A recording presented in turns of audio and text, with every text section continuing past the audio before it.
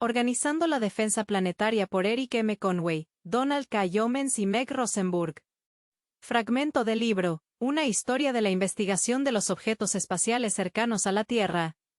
Hubo una resistencia considerable dentro del gobierno federal de Estados Unidos de América a tener un papel formal en el abordaje del peligro de los objetos espaciales cercanos a la Tierra. Ni la Fuerza Aérea de Estados Unidos de América ni la NASA querían el papel.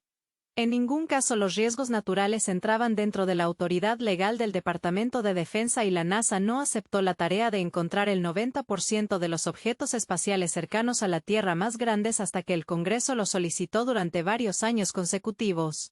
Estas solicitudes surgieron a raíz del impacto cercano del asteroide 4581 Asclepio en el año 1989 y del más dramático impacto del cometa Shoemaker-Levy 9 en Júpiter en el año 1994. Estas solicitudes son productos del espíritu emprendedor de los congresistas George Brown y Dana Rohrabacher. La formación del Programa de Observaciones de Objetos Espaciales Cercanos a la Tierra de la NASA en el año 1998 proporcionó un hogar institucional para este nuevo esfuerzo híbrido entre ciencia y política. El Programa de Observaciones de Objetos Espaciales Cercanos a la Tierra de la NASA apoyó los estudios, las observaciones de seguimiento y los esfuerzos de caracterización. Su apoyo contribuyó a la comprensión de los asteroides y cometas cercanos a la Tierra así como al objetivo político de encontrar el 90% de los objetos espaciales cercanos a la Tierra de 1 kilómetro de diámetro y mayores que se espera que existan. En el año 2010 los funcionarios del programa creían que probablemente habían logrado ese objetivo. En previsión de este logro en el año 2003 el Programa de Observación de Objetos Espaciales Cercanos a la Tierra de la NASA acordó un equipo de definición científica para evaluar un nuevo objetivo. Esto se convirtió en la base del requisito de la Ley Brown del año 2005 que definió el objetivo de encontrar el 90% de los objetos espaciales cercanos a la Tierra mayores de 140 metros de diámetro para fines del año 2020. La Ley de Autorización de la NASA del año 2005 también requirió que la NASA realizara un análisis de las opciones de estudio para cumplir con el requisito de la Ley Brown. Esta ley también solicitó un análisis de las posibles alternativas que la NASA podría emplear para desviar un objeto en un probable curso de colisión con la Tierra. Esta demanda del Congreso dio inicio al estudio de análisis de alternativas desde la perspectiva de las investigaciones de próxima generación. Ahora analizaremos el análisis de mitigación y la revisión del Consejo Nacional de Investigación que el Congreso solicitó después de la publicación de este estudio. Mientras la revisión del Consejo Nacional de Investigación estaba en curso, el Congreso agregó otro requisito que terminó ampliando sustancialmente el papel de la NASA. En la Ley de Autorización de la NASA del año 2008 el Congreso solicitó que la Oficina de Política Científica y Tecnológica de la Casa Blanca desarrollara una política para notificar a las agencias federales y a las instituciones de respuesta a emergencias pertinentes sobre una amenaza inminente de un objeto cercano a la Tierra y recomendara una agencia federal líder para la defensa planetaria. El mandato desencadenó los primeros ejercicios explícitos de defensa civil ante impactos y combinado con el evento del bólido de Chelyabinsk en 2013 eventualmente resultó en la formación de la Oficina de Coordinación de Defensa Planetaria de la NASA. Rocas del cielo. En la década del año 2000 se produjeron varios impactos celestes que recibieron atención pública. Por ejemplo está el meteorito que se desintegró sobre el territorio de Yukon, en Canadá, cerca del lago Tagish el 18 de enero de 2000.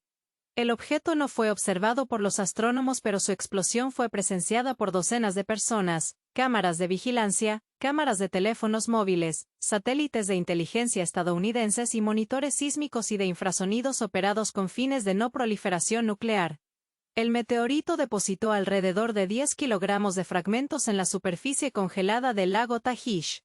Un ciudadano local encontró los primeros fragmentos una semana después del impacto.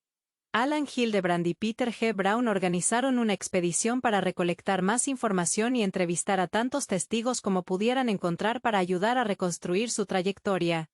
Este antiguo asteroide cercano a la Tierra de 4 metros de diámetro resultó ser una condrita carbonosa. A finales del agitado año 2008 se identificó un meteorito inesperado, el 2008 TC3. Poco antes de su entrada y explosión sobre Sudán se pudo probar nuevos protocolos de comunicaciones. El 6 de octubre de 2008 Richard Kowalski, utilizando el telescopio de 1.5 metros del Catalina Sky Survey en el monte Lemmon en Arizona, observó un pequeño asteroide de solo 3 o 4 metros de diámetro muy cerca de la Tierra. También fue observado poco después por Gordon Garrad en el observatorio Siding Spring en Australia y por dos observadores aficionados en Tucson y Australia del Sur.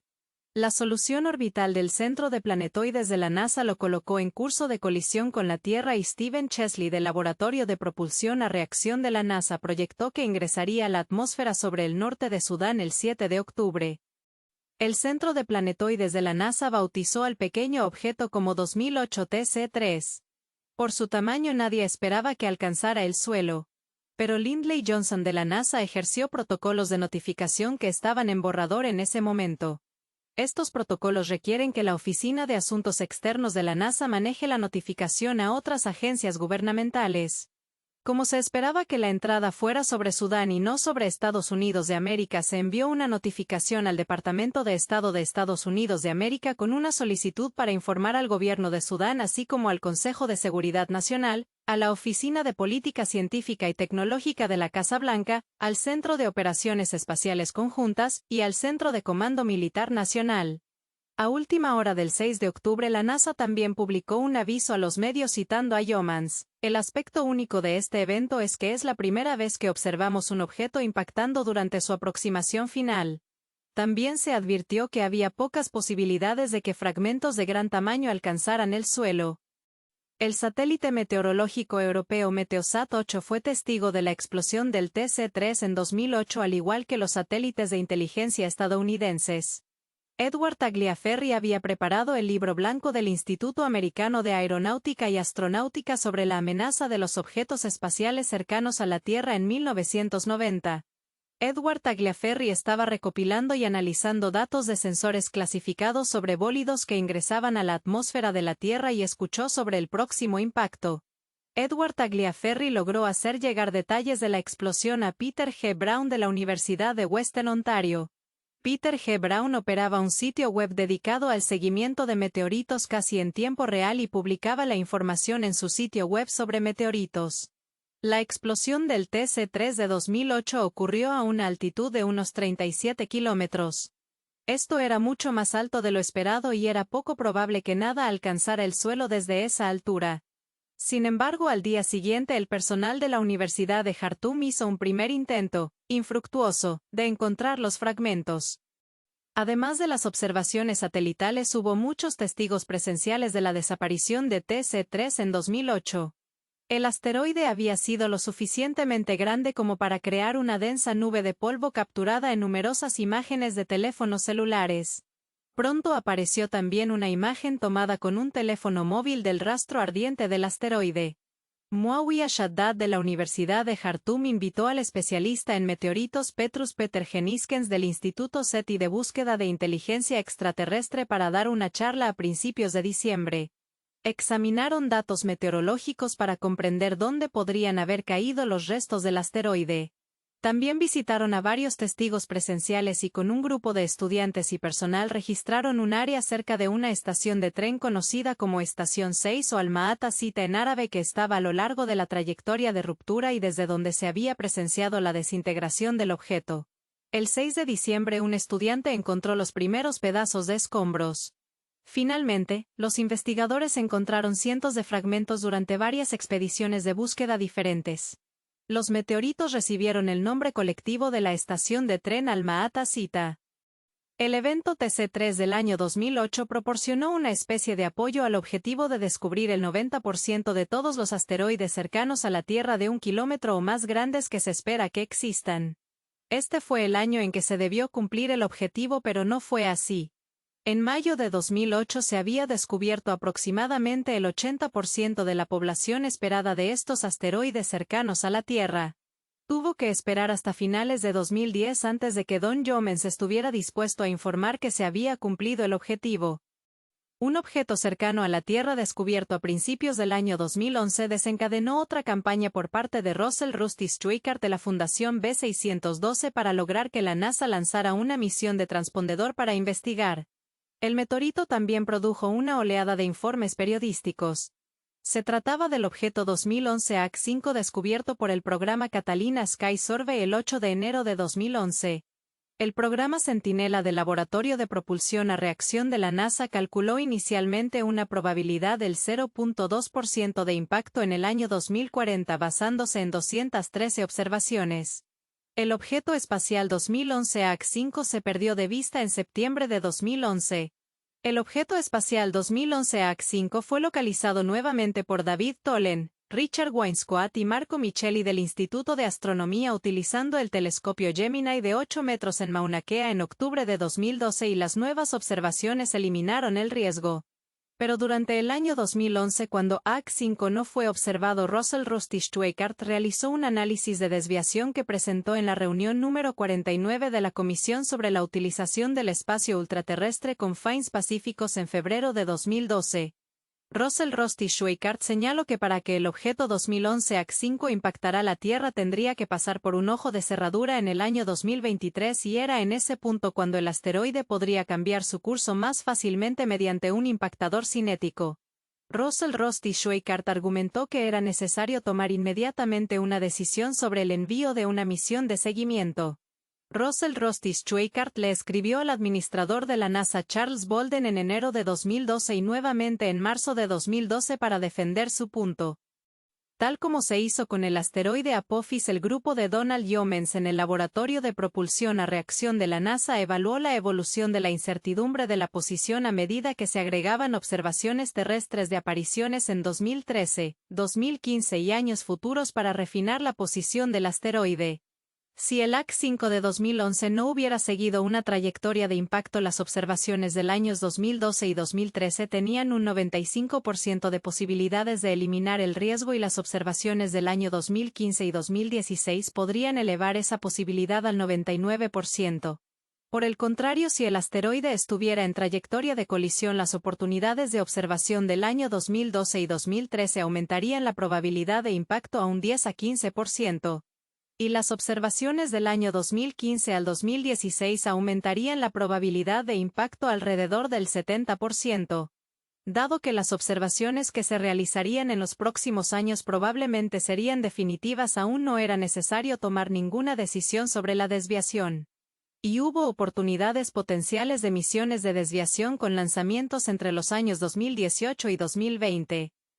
El Programa de Observaciones de Objetos Espaciales Cercanos a la Tierra de la NASA organizó un taller en el Centro de Vuelo Espacial Goddard a fines de mayo de 2012 para revisar y explicar estos hallazgos. El mensaje de consenso que emitieron fue en efecto esperar las observaciones del año 2013 antes de tomar más medidas. En el improbable caso de que las observaciones realizadas en el otoño de 2013 muestren un aumento significativo en la probabilidad de impacto con la Tierra, aún hay tiempo suficiente para planificar y llevar a cabo una campaña de deflexión exitosa. Resulta que las observaciones realizadas más tarde ese año por el equipo de Tollen con el telescopio Gemini de 8 metros en Mauna Kea eliminaron el riesgo de impacto restante. El descubrimiento de 2008 TC3 aproximadamente 20 horas antes del impacto, la controversia sobre el objeto 2011 AC-5 y otro evento de impacto con poca antelación del pequeño asteroide 2014 a solo 21 horas antes del impacto con la Tierra el 1 de enero de 2014 subrayaron la necesidad de un proceso muy rápido de determinación de la órbita y predicción del impacto. El programa Centinela de la NASA y su primo europeo, el Sitio Dinámico de Objetos Cercanos a la Tierra, podrían proporcionar predicciones de aproximación a la Tierra e impacto durante el próximo siglo para objetos cuyas órbitas estén bien establecidas, pero no para objetos recién descubiertos que podrían estar muy cerca del impacto. En el año 2016, David Farnocchia y sus colegas del Laboratorio de Propulsión a Reacción de la NASA desarrollaron el sistema Scout diseñado para proporcionar la alerta más temprana posible sobre impactos a corto plazo y aproximaciones de objetos recién descubiertos. El sistema Scout aprovecha la página web de confirmación de objetos espaciales cercanos a la Tierra del Centro de Planetoides de la NASA. El Centro de Planetoides de la NASA publica las observaciones de la posición de objetos potenciales cercanos a la Tierra recientemente descubiertos. Cada 5 minutos el sistema Scout obtiene información de esta página y aunque los datos de observación pueden ser escasos, el sistema Scout puede producir un conjunto de posibles órbitas y evaluar si el objeto podría aproximarse o incluso alcanzar la Tierra. El Centro de Planetas Menores también proporciona alertas rápidas de posibles aproximaciones e impactos cercanos para que el sistema Scout y el sistema de confirmación de objetos espaciales cercanos a la Tierra puedan proporcionar verificación mutua de manera muy similar a como lo hacen el sistema Centinela y el sitio dinámico de objetos cercanos a la Tierra. Al proporcionar un sistema de alerta temprana para posibles impactos contra la Tierra, el sistema Scout y el sistema de confirmación de objetos espaciales cercanos a la Tierra permiten priorizar aquellos objetos que requieren observaciones de seguimiento inmediatas para mejorar el conocimiento de sus órbitas. Por lo tanto, también sirven como herramientas informales de coordinación y comunicación, permitiendo a los astrónomos, incluidos los aficionados, contribuir con sus observaciones. Organizando la defensa planetaria. El descubrimiento a fines del año 2004 del asteroide cercano a la Tierra 99942 Apophis y la breve posibilidad de que pudiera colisionar con la Tierra en el año 2036 provocaron una tormenta mediática y proporcionaron un impulso adicional para asegurar la inclusión de la Ley Brown en la Ley de Reautorización de la NASA del año 2005. El Congreso también había solicitado el estudio de análisis de alternativas preparado por la Oficina de Análisis y Evaluación de Programas de la NASA. El estudio había provocado en críticas de Russell Schweickart y Clark Chapman debido a su respaldo a estrategias de mitigación basadas en la energía nuclear. Tanto Russell Schweickart como Clark Chapman consideraron que no se habían considerado adecuadamente las opciones no nucleares más refinadas, lo que exacerbó la frustración causada por el rechazo en el informe resumido de fondos adicionales para apoyar un nuevo programa. Pero otra solicitud del Congreso en el año 2008 impulsó a la NASA a avanzar aún más en el camino hacia una organización formal de defensa planetaria. En el lenguaje del proyecto de ley de asignaciones Omnibus del año 2008, el Congreso incluyó una directiva para que el Consejo Nacional de Investigación revisara el informe de análisis de alternativas y otros análisis recientes de los esfuerzos de detección y desviación de objetos espaciales cercanos a la Tierra y brinde recomendaciones sobre la mejor manera de completar el objetivo de estudio establecido en la Ley Brown del año 2005 y la estrategia óptima para diseñar un plan de mitigación. Pero el contexto específico de la solicitud no era la crítica al estudio de Russell Schweickart y Clark Chapman.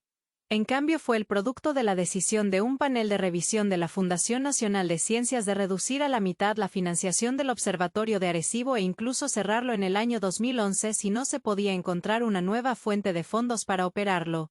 Sin embargo, el Observatorio de Arecibo fue importante para caracterizar y refinar las órbitas de los asteroides cercanos a la Tierra, por lo que el Congreso ordenó a la NASA que proporcionara fondos suficientes para mantener al Observatorio de Arecibo en funcionamiento mientras el Consejo Nacional de Investigación producía su revisión. El estudio resultante se llamó Defendiendo el Planeta Tierra, Estudios de Objetos Espaciales Cercanos a la Tierra y Estrategias de Mitigación de Riesgos, y se publicó en el año 2010. Desde la perspectiva de la mitigación, este documento incluía poca información nueva y concluía que, aunque en su declaración de tareas se encargó al comité determinar el enfoque óptimo para desarrollar una capacidad de deflexión, concluyó que el trabajo en esta área es relativamente nuevo e inmaduro. Por lo tanto, el comité concluyó que el enfoque óptimo comienza con un programa de investigación. El comité también argumentó que este programa de investigación no debería financiarse con los presupuestos científicos existentes. Dado que se trata de un programa aplicado e impulsado por decisiones políticas, no debería competir con programas de investigación científica básica ni recibir financiación de ellos. En otras palabras, este grupo argumentaba que la investigación sobre la mitigación del impacto cósmico no era una prioridad científica. Se trataba de investigación aplicada. En ese momento, todos los fondos para la investigación de objetos espaciales cercanos a la Tierra provenían de los fondos de ciencia planetaria de la NASA y los investigadores querían que esto terminara. Su opinión era que la defensa planetaria no debería realizarse a expensas de la ciencia planetaria. La defensa planetaria debería tener su propia financiación. El Consejo Nacional de Investigación sostuvo que había 4 áreas clave en las que la NASA debería centrar su programa de investigación de mitigación. Uno de ellos no había sido abordado en estudios anteriores: la defensa civil.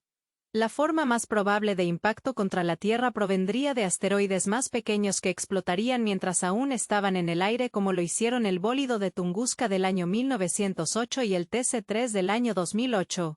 Para ellos, las estrategias de refugio en el lugar Los planes de evacuación y la infraestructura de emergencia capaz de sobrevivir brindarían apoyo para salvar vidas de una manera rentable. Estos impactos más pequeños ocurrirían cada 2 siglos en promedio. Los procedimientos y la infraestructura necesarios también serían valiosos en caso de impactos aún mayores.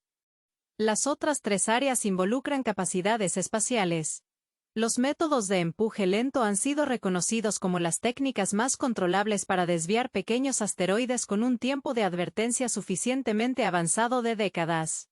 De estos, el tractor de gravedad fue identificado como el método menos sensible a las variaciones en las características físicas del asteroide y con diferencia el más factible tecnológicamente. También se determinó que los impactadores cinéticos eran técnicas de desviación adecuadas para objetos espaciales cercanos a la Tierra de hasta 1 kilómetro de diámetro, nuevamente con un plazo de entrega de años a décadas. Este método tenía la ventaja añadida de que la capacidad de impactar un asteroide con una nave espacial había sido demostrada recientemente en el espacio durante la colisión de la misión Deep Impact con el cometa Tempel 1 en julio de 2006. Sin embargo, la estrategia del impactador cinético también es muy sensible a las propiedades del asteroide, un aspecto que el informe del Consejo Nacional de Investigación consideró digno de estudio más profundo. Los autores recomendaron que si el Congreso deseaba financiar investigación de mitigación a un nivel apropiadamente alto, la primera prioridad debería ser probar un impactador cinético con un esfuerzo de caracterización acompañante. El último ámbito de interés esbozado en el estudio se centró en las técnicas de deflexión nuclear. Haciendo eco del lenguaje de estudios de desviación anteriores, el informe concluyó que además de una gran flotilla con 100 o más naves espaciales masivas, enviadas como impactadores, las explosiones nucleares son el único medio práctico actual para cambiar la órbita de grandes objetos espaciales cercanos a la Tierra con un diámetro mayor a aproximadamente 1 kilómetro. Las explosiones nucleares también siguen siendo una estrategia de respaldo para objetos algo más pequeños y otros métodos han fallado. Puede que sean el único método para tratar objetos más pequeños cuando el tiempo de advertencia es corto, pero es necesaria investigación adicional para tales casos.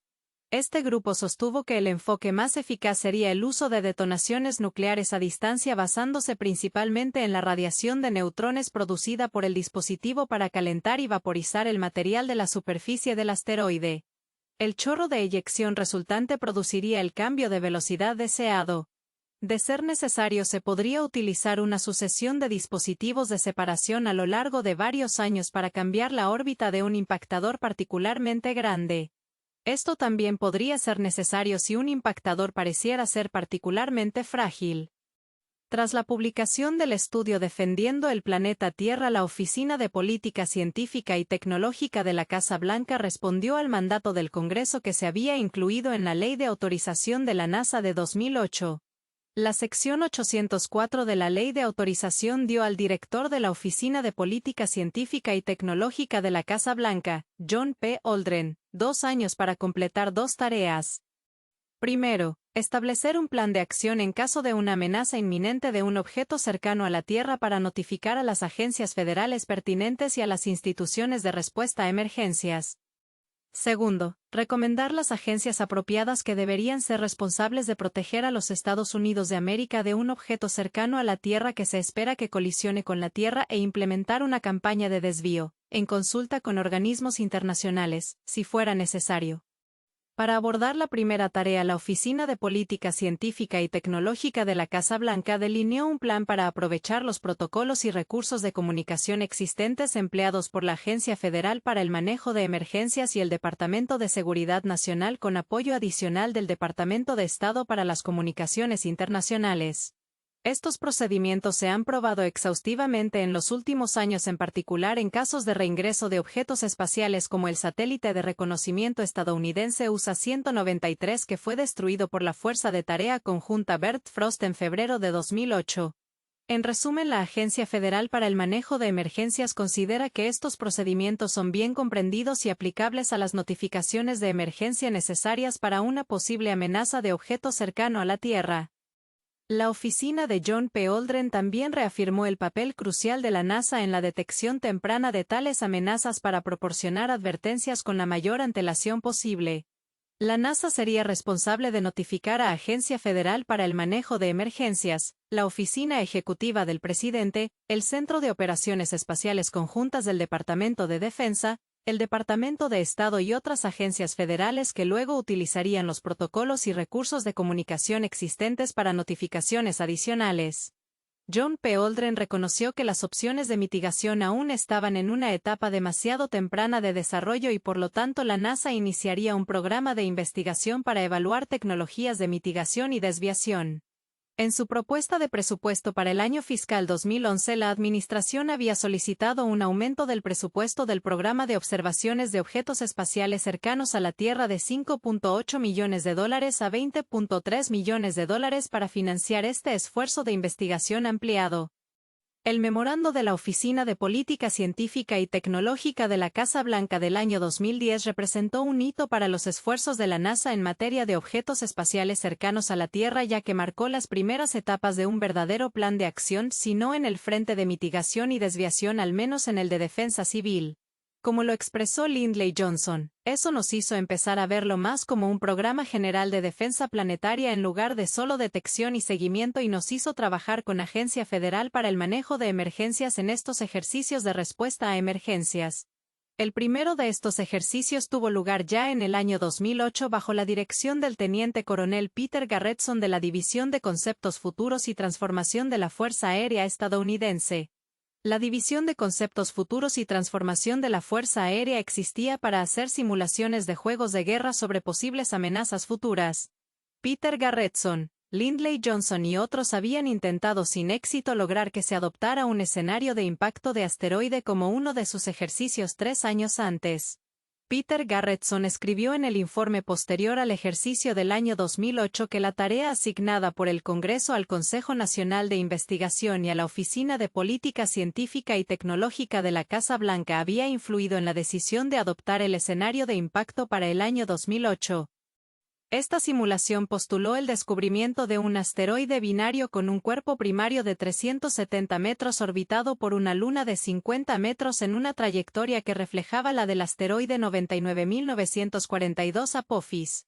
A 2 equipos de expertos del gobierno de Estados Unidos de América se les dieron diferentes escenarios. Un equipo tenía que planificar un impacto esperado 72 horas después del descubrimiento, mientras que el otro equipo tenía 7 años antes del impacto para montar una campaña de desviación. El ejercicio de mesa duró solo un día, por lo que se esperaba que el grupo elaborara planes de prueba no muy detallados.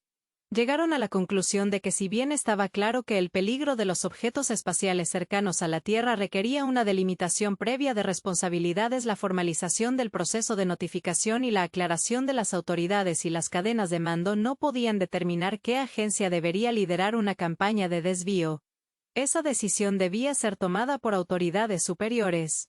Peter Garretson también explicó en su informe que el grupo había notado que no existían herramientas de apoyo a la toma de decisiones para facilitar las evaluaciones rápidas que necesitarían para los impactos con poca antelación. Las acciones iniciales de respuesta a desastres en Estados Unidos de América fueron responsabilidades locales y estatales. El trabajo del gobierno federal era proporcionar información y apoyo a los estados, y en el año 2008 no estaba equipado ni organizado para proporcionar esas cosas de manera efectiva. El memorándum del año 2010 de la Oficina de Política Científica y Tecnológica aclaró algunas de las funciones que no habían quedado claras para el panel de Peter Garretson. Asignó a la NASA las actividades de detección, seguimiento y notificación que la agencia ya estaba realizando, y ordenó a la NASA utilizar los protocolos de comunicaciones de emergencia ya existentes que pertenecían a la Agencia Federal para el Manejo de Emergencias y al Departamento de Estado. También recomendó que la NASA mantuviera la responsabilidad de la investigación sobre mitigación y en particular que emprendiera la evaluación de las capacidades tecnológicas que podrían ser necesarias para futuras campañas de desviación. Este trabajo también tendría que coordinarse con otras agencias, ya que inevitablemente cualquier esfuerzo real de desvío consumiría recursos del Departamento de Defensa. El administrador de la NASA, ex astronauta y general retirado del Cuerpo de Marines de Estados Unidos de América, Charles Bolden, también encargó al comité asesor de la NASA que lo asesorara sobre el contenido del programa de objetos espaciales cercanos a la Tierra y cómo debería organizarse dentro de la agencia. Esto se hizo a través de un subgrupo del Comité Asesor de la NASA, el Grupo de Trabajo Ad hoc sobre Defensa Planetaria que se reunió en abril de 2010. Este grupo recomendó que la NASA estableciera una oficina de coordinación de defensa planetaria para coordinar la experiencia y los recursos internos necesarios para establecer una capacidad creíble para detectar cualquier amenaza de impacto de un objeto cercano a la Tierra, así como para planificar y probar medidas adecuadas para mitigar dicha amenaza. Esta función de coordinación abarcaría la función de comunicación y planificación intragubernamental ya analizada anteriormente. El grupo de trabajo ad hoc sostuvo que esta organización necesitaría un presupuesto de 250 a 300 millones de dólares por año durante la próxima década para cumplir el objetivo de investigación de la Ley Brown, que incluían desarrollar y demostrar capacidades de desviación y mejorar las capacidades analíticas y de simulación de la NASA. Dos recomendaciones clave exigían un telescopio espacial en una órbita similar a la de Venus para completar rápidamente el estudio de la Ley Brown, así como una prueba espacial de una desviación de impacto cinético. El papel cada vez más importante de los socios internacionales. El grupo de trabajo ad hoc también recomendó que el oficial de defensa planetaria de la NASA debería desafiar proactivamente a la comunidad internacional a unirse a los aspectos analíticos, operativos y de toma de decisiones de la defensa planetaria. Ya dentro de la Agencia Espacial Europea se han producido movimientos en dirección a la defensa planetaria. La decisión más importante fue iniciar en el año 2009 un programa de conocimiento de la situación espacial. Tal como lo definió la Agencia Espacial Europea, el conocimiento de la situación espacial incluía el clima espacial, la vigilancia y el seguimiento de satélites artificiales y la detección de objetos espaciales cercanos a la Tierra. En Estados Unidos de América, diferentes agencias eran responsables de estas funciones. La Administración Nacional Oceánica y Atmosférica compartía la responsabilidad de la previsión del clima espacial con la Fuerza Aérea. La Fuerza Aérea se encargó de la vigilancia espacial. Y la NASA fue responsable de los objetos espaciales cercanos a la Tierra, aunque con cierta dependencia de los activos de la Fuerza Aérea y del desarrollo tecnológico, como hemos visto. Sin la motivación proporcionada por las obligaciones militares mundiales de los Estados Unidos de América, las naciones europeas no habrían invertido en la capacidad de monitorear el tráfico espacial, tal vez porque parecía en gran medida una actividad militar. Pero una prueba de arma antisatélite realizada por China produjo una nube de escombros en expansión en el año 2007. En el año 2009, un satélite de comunicaciones Iridium fue destruido en una colisión con un satélite ruso abandonado, el Cosmos 2251, creando aún más desechos en órbita. La Estación Espacial Internacional también apareció frecuentemente en las noticias por tener que ser maniobrada para evitar lo que a menudo se llama basura espacial.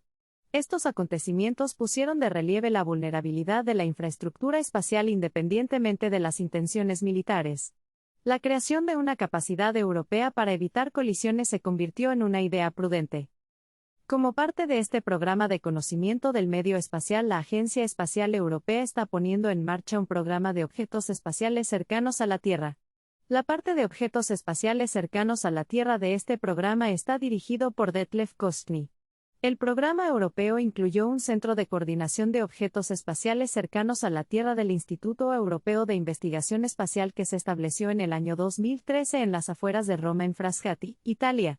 Este centro proporciona prioridades para las observaciones de seguimiento de objetos espaciales cercanos a la Tierra, tablas de aproximación a la Tierra de objetos espaciales cercanos a la Tierra, análisis de riesgos y una herramienta de visualización de la órbita.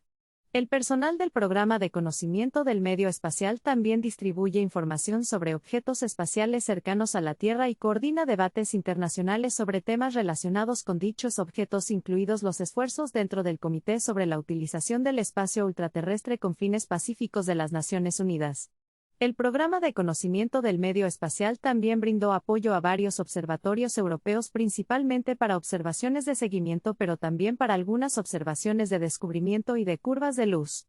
Entre los observatorios que reciben apoyo se incluyen el telescopio de 1 metro de la Agencia Espacial Europea en Tenerife, las Islas Canarias, y los telescopios de 0 metros en Calar Alto, en España, y el telescopio de 1 metro en Klet, en la República Checa.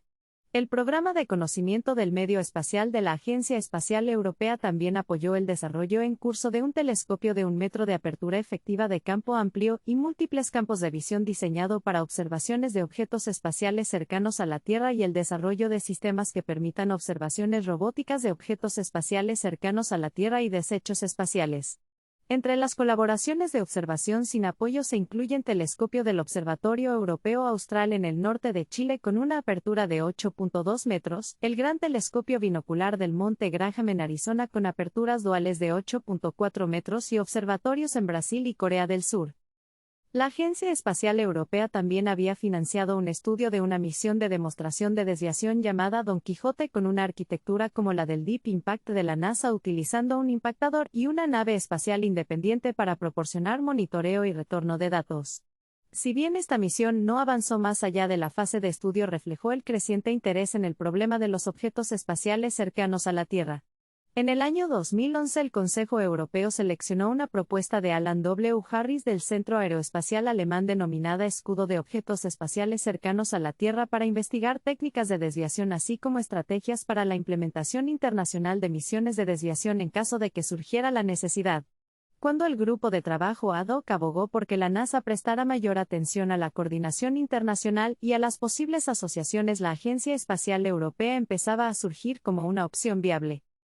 Como reflejo del creciente interés internacional en el peligro de los objetos espaciales cercanos a la Tierra, Canadá lanzó en el año 2013 su primer satélite dedicado a la búsqueda de objetos espaciales cercanos a la Tierra y otros satélites. La misión del satélite de vigilancia de objetos espaciales cercanos a la Tierra fue diseñada principalmente para buscar asteroides que pasan la mayor parte de sus órbitas en dirección al Sol de la Tierra. Su investigador principal fue Alan Hildebrand de la Universidad de Calgary. Tras un lanzamiento que se retrasó varios años, el satélite demostró tener una calidad de imagen inadecuada para lograr sus objetivos científicos. El impactador de Chelyabinsk. Otro evento de gran magnitud fue la explosión de un meteorito cerca de la ciudad rusa de Chelyabinsk el viernes 15 de febrero de 2013. Este incidente proporcionó un nuevo impulso hacia la solución de las cuestiones presupuestarias y políticas que todavía no se habían resuelto. A diferencia del TC-3 de 2008, el bólido de Chelyabinsk no fue detectado antes del impacto. Sin embargo, al igual que el meteorito 2008 TC-3, el bólido de Chelyabinsk dejó muchos rastros de su breve vida en la atmósfera de la Tierra, detecciones por satélite, registros del detector de infrasonidos y numerosas grabaciones de vídeo realizadas con cámaras de vigilancia, teléfonos móviles y cámaras de automóviles. Su ruptura y posterior detonación a unos 23 kilómetros de altitud rompió ventanas en más de 3.000 edificios e hirió a más de 1.000 personas, aunque no hubo víctimas mortales. Los investigadores encontraron rápidamente los fragmentos, el mayor de los cuales medía 1,5 metros de diámetro. La masa estimada del bólido era de alrededor de 10.000 toneladas y la energía explosiva se estimó en medio megatón o 0.05 unidades de cráter Berange. Al igual que el meteorito 2008 TC-3, el bólido de Chelyabinsk había sido estructuralmente relativamente débil. Era una condrita común que había estado sujeta a repetidas colisiones y fracturas durante sus eones en el espacio antes de encontrarse con la Tierra. El impactador de Chelyabinsk tuvo dos efectos más allá del daño inmediato que causó. Como estaba tan bien documentado, su patrón de ruptura pudo reconstruirse con mucha precisión. A su vez, esto condujo a una reconsideración del daño potencial de los impactos en términos más generales. En lugar de permanecer intacto hasta explotar, y por lo tanto depositar su energía explosiva en un solo punto en el espacio, como hacen las bombas, y generar un patrón de daño circular en la superficie, la ruptura del bólido de Chelyabinsk ocurrió gradualmente durante unos 4 segundos. Así que el patrón real de daños fue más lineal. En su revisión del incidente, David Green y Mark Boslow escribieron que el patrón parecía más un arco de choque cilíndrico inclinado que una explosión esférica. Esto fue positivo en cierto sentido. Si el bólido hubiera actuado más como una bomba, habría causado mayor daño en un área más pequeña. Este patrón de daño inesperado fue el resultado de que el bólido entró en la atmósfera en un ángulo muy bajo con respecto al horizonte. David Green y Mark Boslow comentaron que la mayoría de los bólidos no entraban en un ángulo tan bajo. El bólido de Tunguska aparentemente no lo había hecho así, por ejemplo. Este hallazgo no fue un gran consuelo. Pero los datos permitirían en el futuro modelar mejor los daños causados por el impacto. La segunda consecuencia del evento de Chelyabinsk fueron 2 días de audiencias en el Congreso, tituladas Amenazas desde el espacio, una revisión de los esfuerzos del gobierno de Estados Unidos de América para rastrear y mitigar asteroides y meteoritos. La primera sesión celebrada el 19 de marzo de 2013 contó con la participación de John Holdren de la Oficina de Política Científica y Tecnológica de la Casa Blanca, el general William L. Shelton del Comando Espacial de la Fuerza Aérea de Estados Unidos de América y el administrador de la NASA Charles Bolden. La mayor parte de las preguntas fueron dirigidas a John Holdren y Charles Bolden y se centraron en dos áreas temáticas: qué estaba logrando el programa de la NASA en términos de estudios y caracterización y quién estaba finalmente a cargo de los preparativos del país para los objetos espaciales cercanos a la Tierra. Como lo expresó el representante republicano de Florida Bill Posey. Ahora, el miembro de mayor rango preguntó sobre el protocolo. Ya sabes, ¿quién está a cargo? Y tuvimos unos 3 o 4 minutos de charla, pero nunca obtuvimos una respuesta sobre quién está a cargo. Solo me gustaría recomendar que la próxima vez que todos ustedes vengan ante nosotros nos den un protocolo y digan quién está a cargo aquí. Solo una cuestión de protocolo muy clara sobre quién está a cargo en varias instancias. Como hemos visto anteriormente, la Oficina de Política Científica y Tecnológica de la Casa Blanca había aclarado las responsabilidades de notificación, presentación de informes e investigación en el año 2010, y se estaban realizando simulaciones de mesa para capacitar al personal y ejercitar los diversos protocolos. Pero ni John P. Holdren ni Charles Bolden se comprometieron a responder la pregunta que se estaba formulando sobre quién está a cargo de la desviación. Aquí la cuestión simplemente se redujo a esto: quién debería estar a cargo dependía de la naturaleza de la amenaza. Si fuera necesario organizar una campaña de desvío de misiles con base nuclear, la Fuerza Aérea de Estados Unidos de América podría ser una mejor opción. Para una campaña de desviación cinética, la NASA podría hacerlo. Los responsables políticos no querían tomar esta decisión en ausencia de una amenaza específica. Esta audiencia también puso de relieve un contexto importante no relacionado con los asteroides.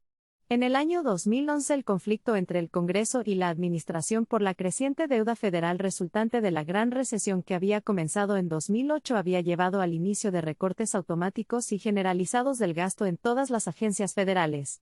Estos recortes entraron en vigor en el año 2013. Para la NASA provocó que el presupuesto de la agencia se redujera de $21,000 millones en el año 2010 a $18,4 mil millones en el año fiscal 2014. Los miembros del Congreso querían escuchar cómo esto estaba perjudicando al programa de objetos espaciales cercanos a la Tierra. Charles Bolden y el general William L. Shelton estaban frustrados por los recortes sin sentido, y fueron claros al decirle a los miembros del comité cómo se sentían sobre esos recortes. Charles Bolden tuvo que decirles que en realidad no estaban afectando al programa de objetos espaciales cercanos a la Tierra.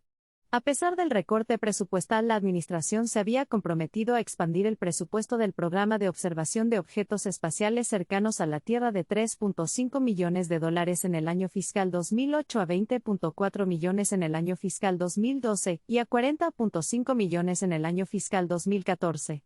De modo que el programa de observación de objetos espaciales cercanos a la Tierra estaba recibiendo una porción cada vez mayor de un pastel cada vez más pequeño, aunque todavía no una porción muy grande en términos absolutos.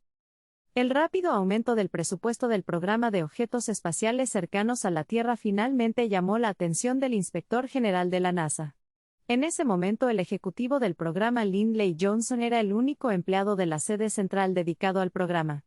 No tenía personal que le ayudara a administrar su presupuesto de $20,5 millones en el año fiscal 2013 y 64 instrumentos de financiación. Tampoco tenía personal que le ayudara a establecer métricas de desempeño apropiadas para los programas que supervisaba o que le ayudara a lidiar con los acuerdos y asociaciones interinstitucionales e internacionales en los que se suponía que debía participar. Las propias reglas de gestión de la NASA exigen la separación de las tareas financieras para reducir la posibilidad de error y fraude. Así que Lyndon Johnson debería haber tenido a alguien que le ayudara a gestionar sus subvenciones y contratos. Las reglas de la NASA también requieren que los ejecutivos del programa desarrollen y mantengan métricas de desempeño relevantes para sus programas y que los programas desarrollen cronogramas con hitos a cumplir y estimaciones de los recursos necesarios para alcanzarlos. El inspector general concluyó que sin una estructura de gestión y personal adecuada, el ejecutivo del programa no puede evaluar las necesidades en comparación con los requisitos y comunicar eficazmente esas necesidades a las partes interesadas. El informe del inspector general de la NASA no fue una acusación contra Lyndon Johnson. En cambio, fue una crítica al apoyo de la NASA al programa de objetos espaciales cercanos a la Tierra. La alta dirección de la NASA no había comprometido el personal necesario para gestionar adecuadamente el programa, ya que este había crecido rápidamente en respuesta a las demandas del Congreso y a la necesidad de apoyar la misión de redirección de asteroides de la administración. Y los líderes de la NASA estuvieron de acuerdo. El administrador asociado de la Dirección de Misiones Científicas, el ex astronauta John Grunsfeld, coincidió en gran medida con estas conclusiones. Si bien sostuvo que los controles financieros internos del programa ya eran adecuados, estuvo de acuerdo en que era necesario ampliar la oficina del Programa de Observaciones de Objetos Espaciales Cercanos a la Tierra. Un nuevo plan de programa estaría listo para septiembre de 2015. Lindley Johnson comentó más tarde: ese informe del inspector general de la NASA lo usamos mucho para justificar por qué necesitábamos crear la Oficina de Coordinación de Defensa Planetaria y traer más gente a trabajar aquí. Así que fue un gran beneficio en ese sentido. La oficina ampliada del Programa de Objetos Espaciales Cercanos a la Tierra se anunció al público en enero de 2016 con un nuevo nombre: Oficina de Coordinación de Defensa Planetaria. El antiguo Programa de Observaciones de Objetos Espaciales Cercanos a la Tierra continuó como una de las unidades de la nueva oficina, mientras que las asociaciones interinstitucionales e internacionales y las comunicaciones públicas se convirtieron en oficinas bajo la nueva organización, al igual que la gestión de proyectos de vuelo. Lindley Johnson obtuvo el título de oficial de defensa planetaria, y el astrónomo Kelly Fast se hizo cargo del Programa de Observaciones de Objetos Espaciales Cercanos a la Tierra. Por último, el Consejo Nacional de Ciencia y Tecnología también estableció un grupo de trabajo interinstitucional co-presidido por la Oficina de Política Científica y Tecnológica y la Oficina de Coordinación de Defensa Planetaria, conocido como DAMIEN, el Grupo de Trabajo Interinstitucional para la Detección y Mitigación del Impacto de los Objetos Espaciales Cercanos a la Tierra. Este grupo se encargó de preparar una estrategia nacional de preparación para objetos espaciales cercanos a la Tierra, seguida de un plan de acción. El documento de estrategia se publicó en diciembre de 2016 y el plan de acción lo siguió en junio de 2018. Buscando colaboraciones internacionales. Una de las críticas al informe del inspector general fue que el antiguo Programa de Observaciones de Objetos Espaciales Cercanos a la Tierra no había podido aprovechar al máximo las potenciales colaboraciones internacionales. Hubo algunas oportunidades, la más importante con la Agencia Espacial Europea. Pero también hubo un esfuerzo a nivel de las Naciones Unidas para crear conciencia sobre el peligro de los objetos espaciales cercanos a la Tierra y desarrollar estrategias de alerta y respuesta.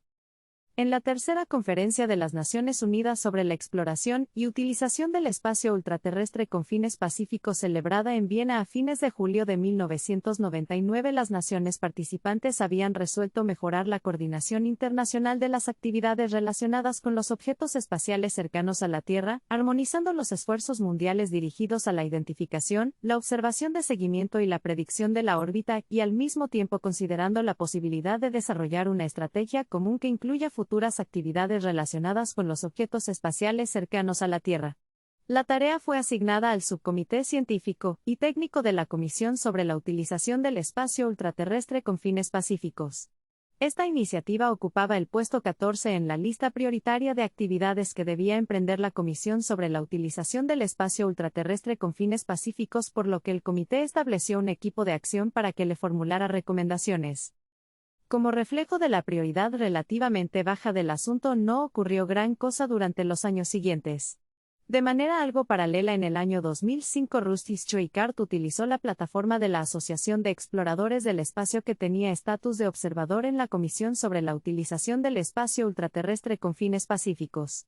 Rusty Streichart organizó un panel sobre mitigación de amenazas de asteroides para desarrollar un plan para redactar un documento sobre un proceso de toma de decisiones sobre objetos espaciales cercanos a la Tierra. En el año 2008 entregaron este documento al equipo de Acción 14. Contenía 3 recomendaciones principales: se debería establecer una red de información, análisis y alerta, se debería crear un grupo de planificación y operaciones de misiones para evaluar las capacidades de desviación existentes y desarrollar planes en caso de que se detecten amenazas. Se acordó que las Naciones Unidas deberían establecer la supervisión de estas otras 2 organizaciones a través de un grupo intergubernamental de autorización y supervisión de misiones. El presidente del equipo de Acción 14, Sergio Camacho de México, también fue miembro del comité de Streichart, por lo que el informe se convirtió en una base de discusión dentro del equipo de acción. En febrero de 2013 el equipo de Acción 14 finalmente presentó sus propias recomendaciones a la Comisión sobre la utilización del espacio ultraterrestre con fines pacíficos. Dos de sus recomendaciones fueron bastante similares a las del panel de Russell Rutherford, que se debería crear una red internacional de alerta de asteroides con las diversas organizaciones que ya realizan ese trabajo y que se debería desarrollar un grupo asesor de planificación de misiones espaciales.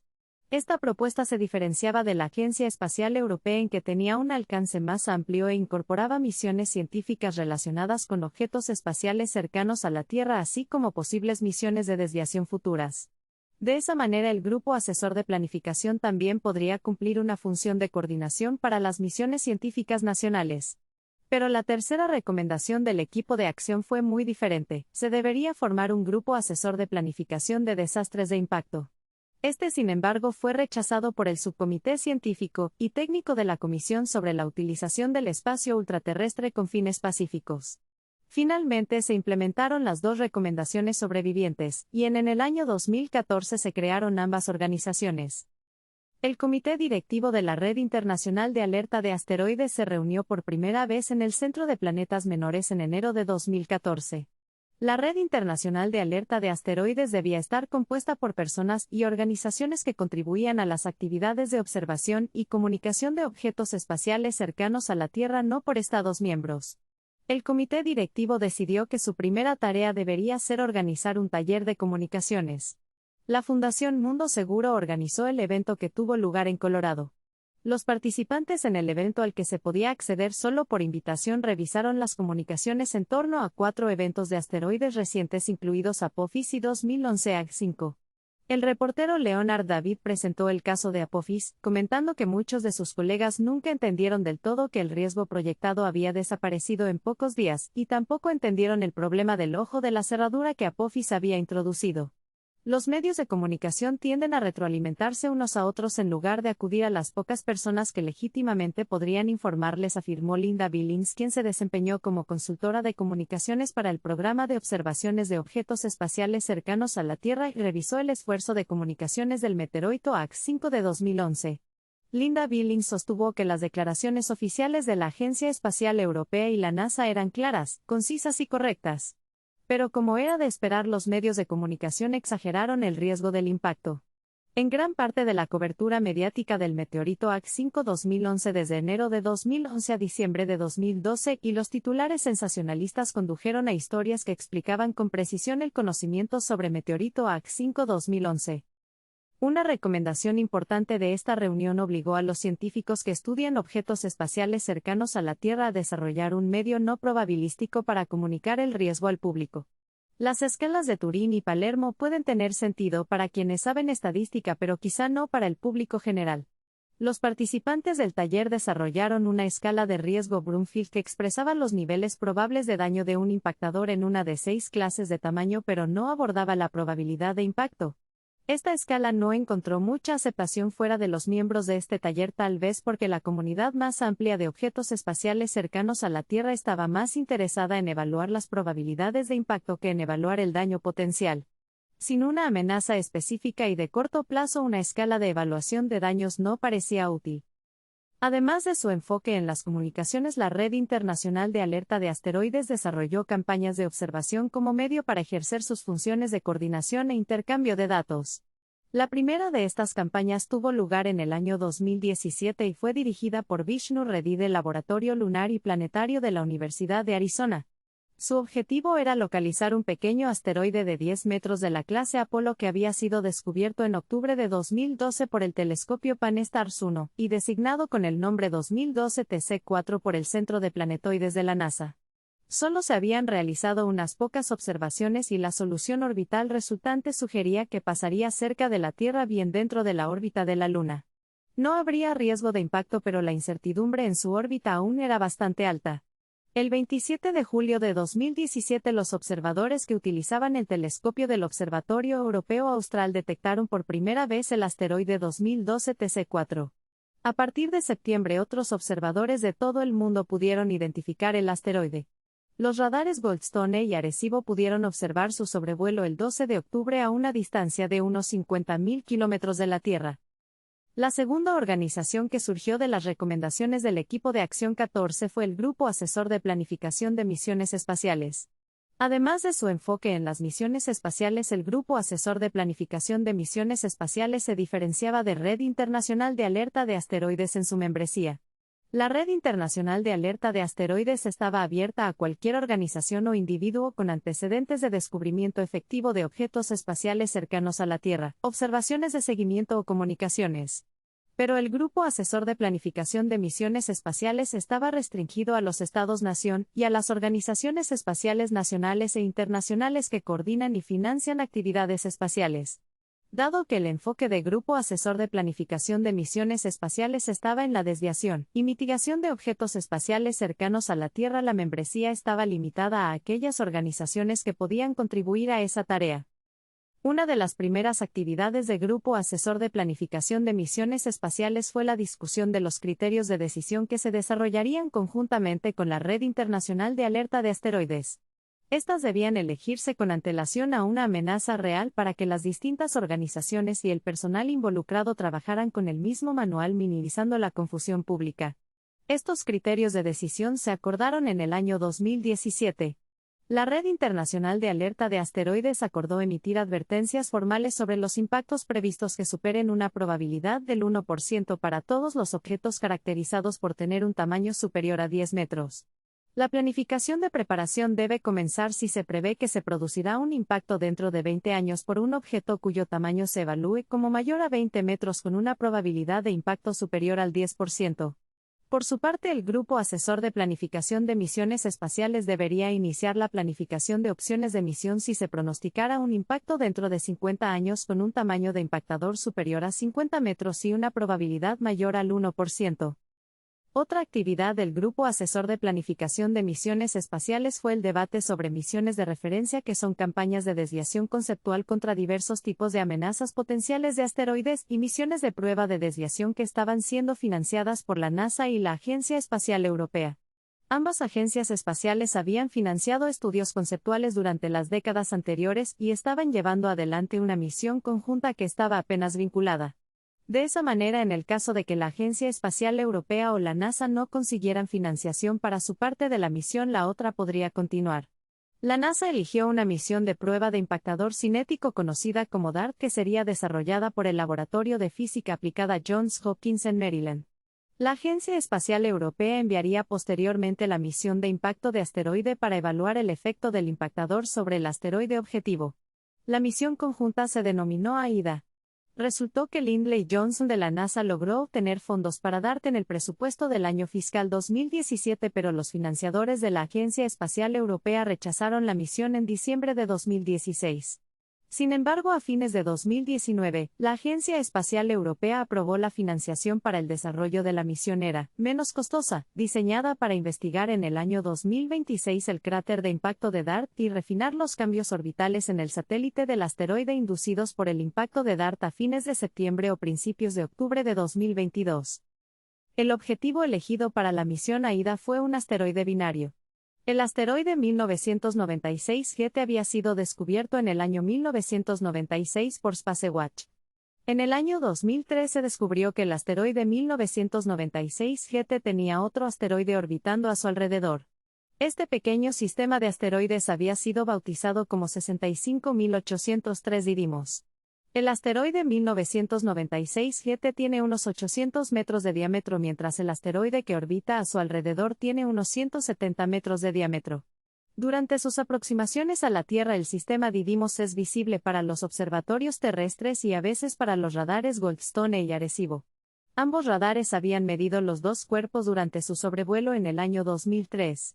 El objetivo de la misión DART es colisionar con el asteroide que orbita alrededor del asteroide 1996 GT, a menudo denominado informalmente como Didymon.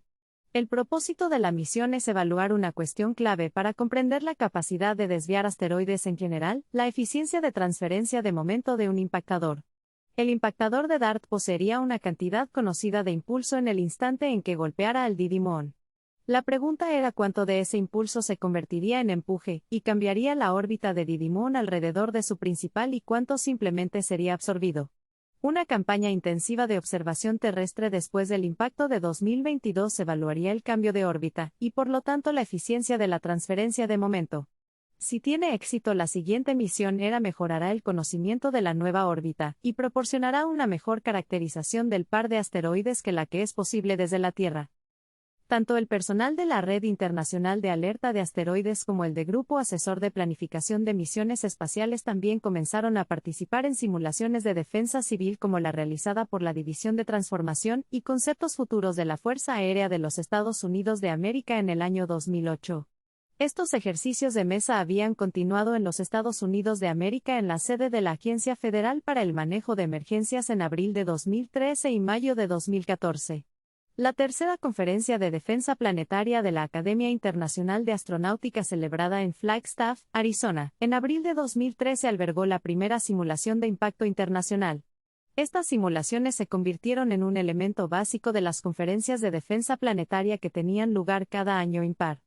Para la reunión del año 2017 en Tokio, Paul Chodas del Laboratorio de Propulsión a Reacción de la NASA diseñó un escenario en el que se esperaba que un asteroide de 200 a 300 metros impactara en algún lugar de un corredor que se extiende desde el sur de China a través de la península de Corea hasta Japón en el año 2027. Las simulaciones sirvieron al doble propósito de educación y reclutamiento. La comunidad internacional interesada en la defensa planetaria siguió siendo pequeña y ampliarla era una prioridad. Reevaluación del peligro de los objetos espaciales cercanos a la Tierra. En el año 2013 el Centro de Investigación AMES organizó un programa de modelado de efectos de impacto que se basó en la experiencia en supercomputación y modelado de alta energía de los laboratorios Sandia y Lawrence Livermore del Departamento de Energía.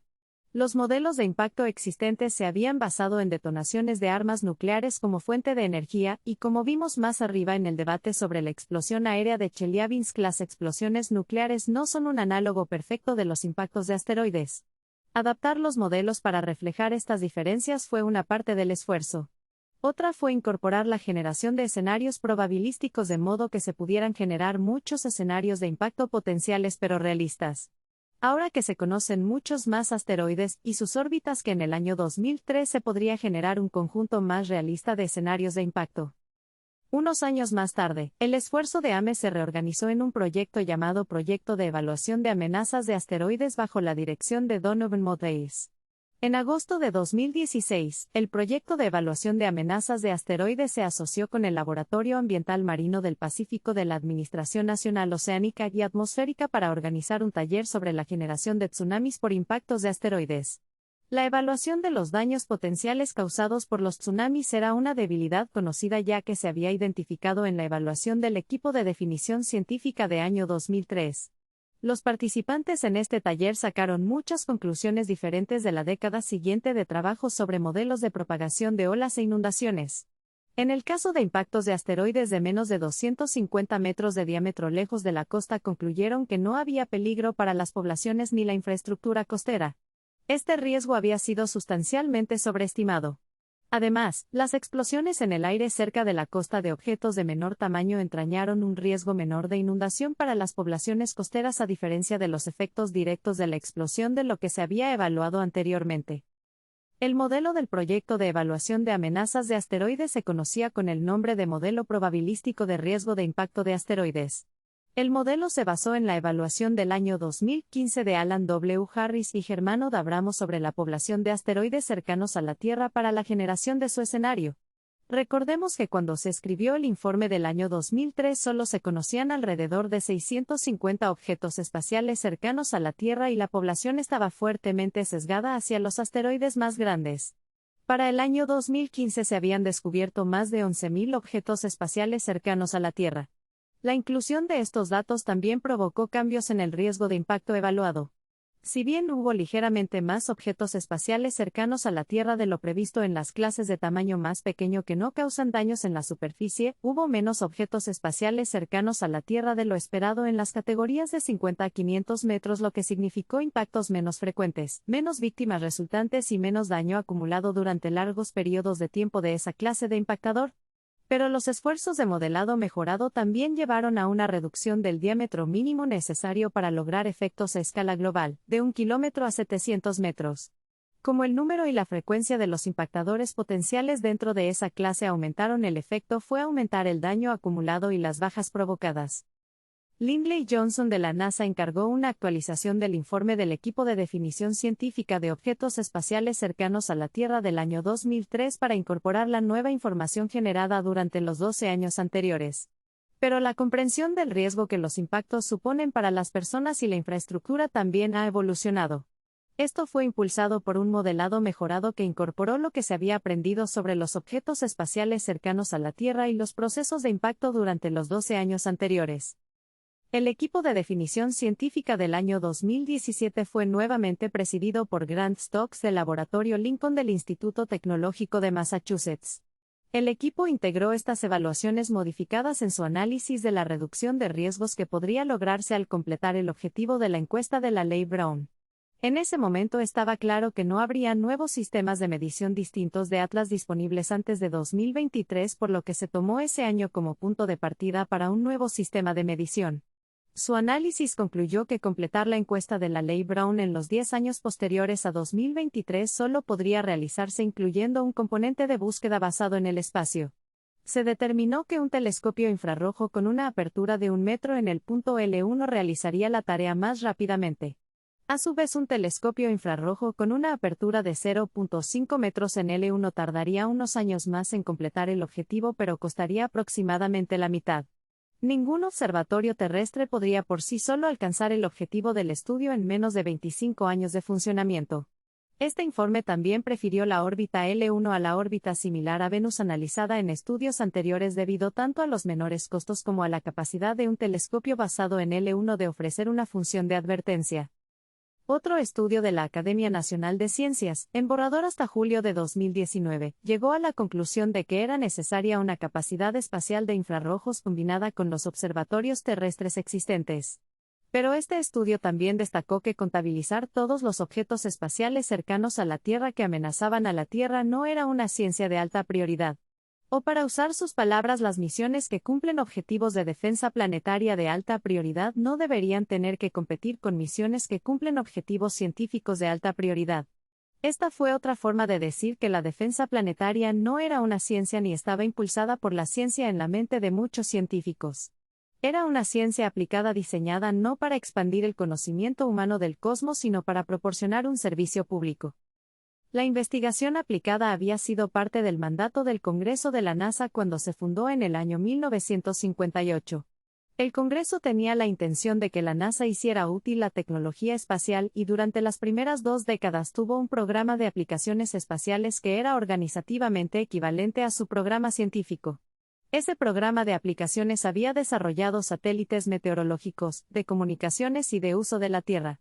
Este programa se fusionó con la dirección científica de la NASA durante la década de 1980, y las solicitudes desaparecieron del organigrama de la agencia, pero las misiones de ciencias de la Tierra de la NASA a menudo tienen componentes de ciencias aplicadas. Las misiones de medición del nivel del mar de la NASA, por ejemplo el experimento Poseidon y la misión Jason, contribuyen tanto a la oceanografía física como a la comprensión del impacto del aumento del nivel del mar en las comunidades y la infraestructura costeras.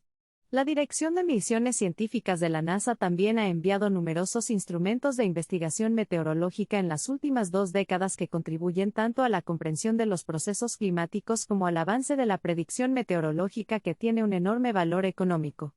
Después del año 2000, el Congreso exigió a la NASA que también financiara explícitamente la investigación sobre ciencias aplicadas y riesgos naturales, tareas que se incorporaron a su Dirección de Ciencias de la Tierra. La ampliación de la Ley Nacional de Aeronáutica y del Espacio por parte del Congreso en 2005 para incluir la detección, seguimiento, catalogación y caracterización de asteroides y cometas cercanos a la Tierra como una tarea explícita para la agencia representó un reconocimiento a nivel político de que un aspecto de la ciencia planetaria se había vuelto utilitario. Desde este punto de vista, salvar al Homo sapiens sapiens del destino del Tyrannosaurus Rex es menos una tarea científica que un servicio público. Los científicos planetarios querían separar ese papel de la ciencia planetaria para evitar la pérdida de lo que perciben como fondos científicos en favor de un nuevo servicio público llamado defensa planetaria. Redefinir los estudios de objetos espaciales cercanos a la Tierra como ciencia aplicada fue parte de ese esfuerzo. La propuesta presupuestaria de la NASA para el año fiscal 2019 reflejó esta demanda con la línea presupuestaria anterior del Programa de Observación de Objetos Espaciales Cercanos a la Tierra reemplazada por una línea presupuestaria explícita para defensa planetaria y un aumento propuesto de $60 millones a $150 millones en el año fiscal 2020. En el corto plazo el aumento financiaría la misión DART discutida anteriormente. Y a pesar de la pérdida del principal patrocinador del Programa de Objetos Espaciales Cercanos a la Tierra en la Cámara de Representantes, el Subcomité de Asignaciones de la Cámara expresó su apoyo a DART y a la Cámara de Objetos Espaciales Cercanos a la Tierra en su propio informe de presupuesto del año fiscal 2020. El público estadounidense también apoyó abrumadoramente la tarea de defensa planetaria. Una encuesta de abril de 2019 encontró que el 62% de los estadounidenses pensaba que la defensa planetaria debería ser una prioridad principal de la NASA, mientras que enviar astronautas a Marte era una prioridad principal solo para el 18%. Una encuesta de mayo de 2019 mostró que el 68% de los estadounidenses apoyaba la misión de defensa planetaria de la NASA, colocando esa actividad por encima de su misión científica 59%, su estación espacial internacional 42% y sus planes de enviar astronautas a Marte 27%. La defensa planetaria había sido aceptada por el público en general como una tarea gubernamental legítima.